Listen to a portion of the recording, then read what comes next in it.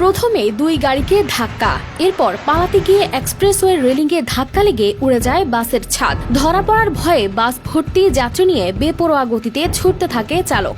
এভাবে 1-2 কিলোমিটার নয়, ছাদ ছাড়া বাসে আতঙ্কিত যাত্রী সহ পাড়ি দেন 5 কিলোমিটার। যাত্রীরা চালককে বাস থামাতে অনুরোধ করলেও তিনি তা উপেক্ষা করে ঢুকে পড়েন অন্ধকার গ্রামে। আতঙ্কে চলন্ত বাস থেকে লাফিয়ে নামতে গিয়ে আহত হন কয়েক যাত্রী। বৃহস্পতিবার রাতে ঢাকা মাওয়া এক্সপ্রেসওয়ে শ্রীনগর এলাকায় ঘটেছে এই অবিশ্বাস্য ঘটনা। বাসটির নাম বরিশাল এক্সপ্রেসওয়ে। যাত্রীরা জানান, বাসটি প্রথম ধাক্কা দেয় একটি মাইক্রোবাস ও একটি কভার্ড ভ্যানকে। এরপরই চালক পিছনে পুলিশ ও সেনাবাহিনীর গাড়ি দেখতে পেয়ে আরও ভীত হয়ে পড়েন। সমসপুর এলাকায় রেলিংয়ে ধাক্কা খেয়ে বাসটির ছাদ উড়ে যায়, তবু থামেননি চালক।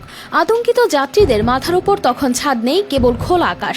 সেই অবস্থাতেই চালক 5 কিলোমিটার বাস চালিয়ে নিয়ে যান অন্ধকার সড়কে।